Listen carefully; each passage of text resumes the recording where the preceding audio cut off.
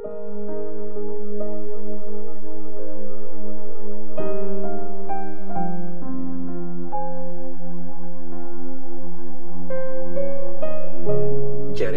chapter 7. Nag-preach sa temple si Jeremiah. Sinabi ni Lord kay Jeremiah, "Tumayo ka sa gate ng temple at iproclaim mo ang message na ito. Sabihin mo sa mga taga-Juda na nandito para mag-worship, na pakinggan ang sasabihin ni Lord. Ito ang message ni Lord na makapangyarihan sa lahat, ang Diyos ng Israel. Magbago na kayo ng pamumuhay at gawain para payagan ko kayong magstay dito. Huwag kayong magpadaya sa mga salitang ito. Ito ang temple ni Lord, ang temple ni Lord, ang temple ni Lord. Kung totoong magpapagong buhay kayo at titigil na sa mga dati niyong ginagawa, kung magiging makatarungan kayo sa bawat isa, kung di na kayo mang-aapi ng mga foreigners, mga ulila, mga byuda, o papatay ng mga taong walang kasalanan sa lupaing ito, at kung di na kayo mag-worship sa mga Diyos-Diyosan ng mga dahilan ng kapahamakan nyo, hahayaan ko kayo magstay sa lupaing binigay ko sa mga ancestors nyo para maging property nyo forever. Pero heto kayo, nagtitiwala sa mga madayang salita. Bakit kayo nagnanakaw, pumapatay, nakikipagrelasyon sa di nyo asawa, nanunumpa ng di totoo, nag-o-offer kay Baal, at nag-worship sa ibang Diyos na di nyo kilala? After nyong gawin ang lahat ng bagay na kinasusuklaman ko, haharap kayo sa akin sa sarili kong temple para sabihin, ligtas tayo dito. Ano bang tingin nyo sa temple na ito? Kuweba ng mga magnanakaw? Tandaan nyo, kitang-kita ko ang mga ginagawa nyo. Pumunta kayo sa Shiloh, ang unang lugar na pinili ko kung saan ako dapat i-worship. Tingnan nyo ang ginawa ko sa lugar na yon dahil sa kasamaan ng bayan kong Israel. At ngayon, ginawa nyo rin lahat ng kasamaang yon. Di kayo nakinig kahit na paulit-ulit ko kayong niremind. Dinedman nyo ang mga sinabi ko. Kahit na dinedicate pa sa pangalan ko ang temple na ito na pinagkakatiwalaan nyo, gagawin ko rin dito ang ginawa ko sa Shiloh.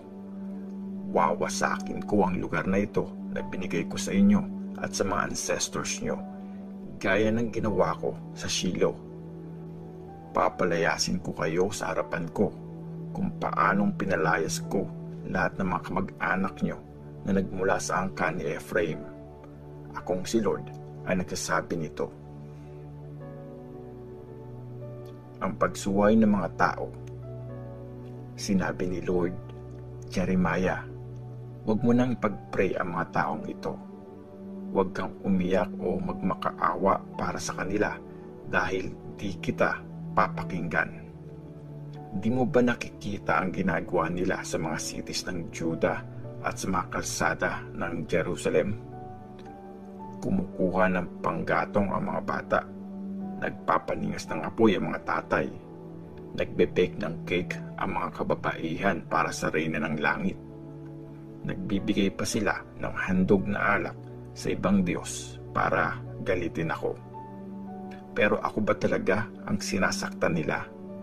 Hindi. Mga sarili nila ang sinasaktan at pinapahiya nila. Kaya akong si Lord God ang nagsasabi nito. Ibubuhos ko ang galit at puot ko sa temple na ito. Ipaparanas ko ito sa mga tao at mga hayop, pati sa mga puno at mga pananim sa lupa. Parang naglalagablab na apoy ang galit ko at walang makakapatay nito. Akong si Lord na makapangyarihan sa lahat ang nagsabi nito. Mabuti pa, kainin nyo na lang ang inyong mga handog na susunugin, pati na ang karne nito. Nang ilabas ko ang mga ancestors nyo mula sa Egypt, Di ko sila inutusang magdala sa akin ng mga handog na susunugin at ng mga sacrifices. Pero ito ang inutos ko sa kanila.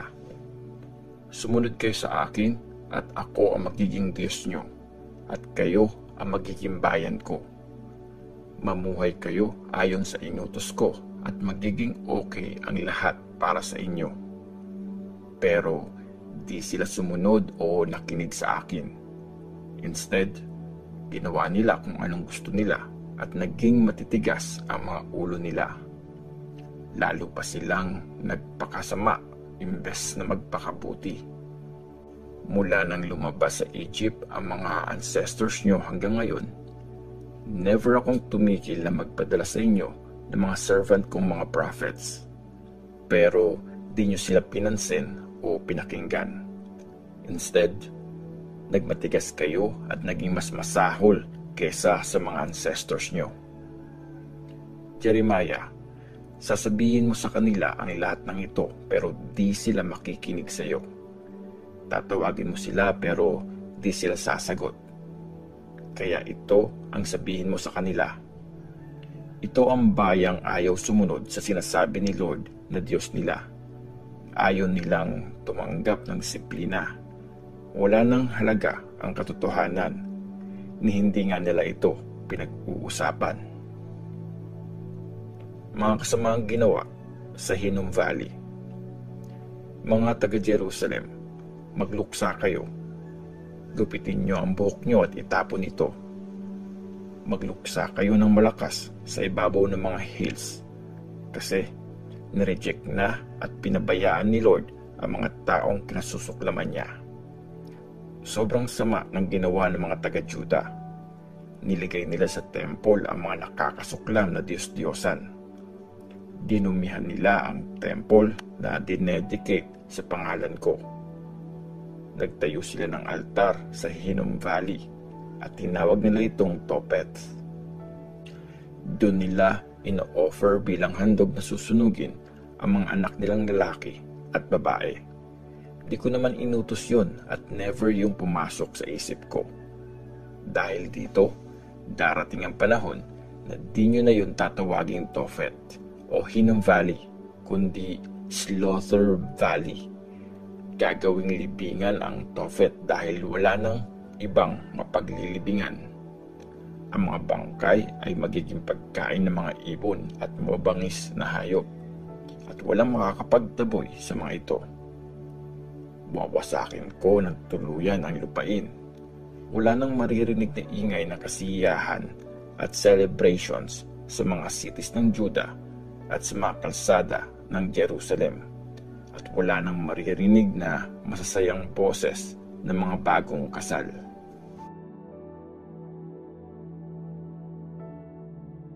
Jeremiah chapter 8. Sa panahong yun, ayon sa sinabi ni Lord, aalisin sa mga libingan nila ang mga buto ng mga hari ng Juda, mga officials nito, mga priests, mga prophets, at mga taga-Jerusalem. Ikakalat ang mga ito sa lupa na naka-expose sa liwanag ng araw, ng buwan, at ng mga stars sa langit na minahal nila noon, pinaglingkuran, sinunod at winorship. Hindi pagsasama-samahin ang mga buto nila para ilibing, kundi ikakalat silang parang dumi sa lupa. Para sa mga naiiwang buhay pa sa masamang lahing ito na nagkalat sa mga bansang pinagtapunan ko sa kanila, mas pipiliin pa nila ang mamatay kaysa ang mabuhay. Akong si Lord na makapangyarihan sa lahat ang nagsasabi nito. Kasalanan at kaparusahan. Sinabi ni Lord kay Jeremiah, sabihin mo sa bayan ko, pag bumagsak ba ang isang tao, di ba siya muling babangon? Pag naligaw ang isang tao sa daan, di ba siya babalik uli? Pero mga taga-Jerusalem, bakit kayo tuluyang tumalikod at di pa bumabalik sa akin? Kumapit kayo sa pandaraya at ayaw niyong bumalik sa akin. Nakinig akong mabuti pero wala man lang nagsabi sa inyo ng totoo. ni walang nagsisi sa kasalanan niya.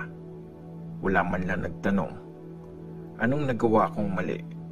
Ginawa ng bawat isa ang gusto niya, gaya ng kabayo nagmamadali sa pagsalakay.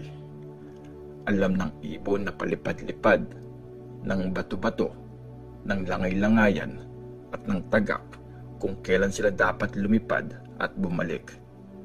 Pero kayong bayan ko, di nyo alam ang mga batas na dapat sundin. Paano nyo nasasabing matalino kayo at alam nyo ang mga kautusan ko? Tingnan nyo, binago na ng mga teachers ng law ang mga batas ko. Mapapahiya ang matatalino sa inyo, malilito at matatrap. Dahil nireject nila ang mga sinabi ko, ano pang wisdom ang meron sila? Kaya ibibigay ko sa iba ang mga asawa nila, pati na rin ang mga bukid nila. Nandaraya ang lahat para yumaman, mula sa pinakamahirap hanggang sa pinakamayaman. Nandaraya din pati mga prophets at mga priests. Tinuring nilang gasgas lang ang sugat ng bayan ko. Sabi nila, payapa ang lahat, payapa. Pero wala naman talagang kapayapaan. Bayan ko, ikinahiya niyo ba ang masasama niyong ginawa? Hindi, di man lang kayo nahiya kahit konti. Ang kakapal na mga mukha niyo. Kaya babagsak kayong tulad ng iba. Babagsak kayo sa araw ng pagpaparusa. Akong si Lord ang nagsabi nito. Gusto kong i-gather ang bayan ko kung paano ginagather na magsasaka ang kanyang ani. Pero para silang puno ng uvas at fig na walang bunga. Nalalanta ang mga dahon nila. Kaya pinayagan kong sakupin ng mga taglabas ang kanilang lupain. Nagtanong ang mga tao, bakit nakaupo lang tayo? Tara, magtago tayo sa mga cities na napapalibutan ng matitibay na pader at doon na mamatay. Hinatulan na tayong mamatay ni Lord na Diyos natin. Pinigyan niya tayo ng inumin na may lason dahil nagkasala tayo sa Kanya. Umasa tayong magkakaroon ng kapayapaan pero walang nangyari. Hinanap natin ang kagalingan pero kakilakilabot na hirap ang dumating sa atin. Naririnig sa city ng Dan ang ingay ng mga kabayo ng kalaban. Parang nayayanig ang buong lupain. Dumating na ang mga wawasak sa lupain natin at sa lahat ng nandito. Sinabi ni Lord, mag-ready kayo. Magpapadala ko ng mga makamandag na ahas sa inyo na di nyo mapapaamo at tutuklawin kayo ng mga ito. Nalungkot si Jeremiah para sa bayan niya. Di nawawala ang aking lungkot. Sa puso ko, sakit ay bumabalot. Pakinggan niyo ang iyak ng bayan ko na naririnig sa magkabilang panig ng lupain. Wala na ba sa Zion si Lord? Wala na ba doon ang hari ng Zion? Sumagot si Lord, bakit niyo ako ginagalit? Bakit kayo nag-worship sa mga Diyos-Diyosang walang kwenta at di niyo naman kilala? Sumigaw ang taong bayan. Tapos na ang anihan, lumipas na rin ang tag-araw, pero di pa rin kami naliligtas. Durog na durog ang puso ko dahil sa hirap na na-experience ng aking bayan. Nagluluksa ako, sobra akong nanghihina. Wala na bang gamot sa Gilead? Wala na bang doktor dyan? Bakit di gumagaling ang bayan ko?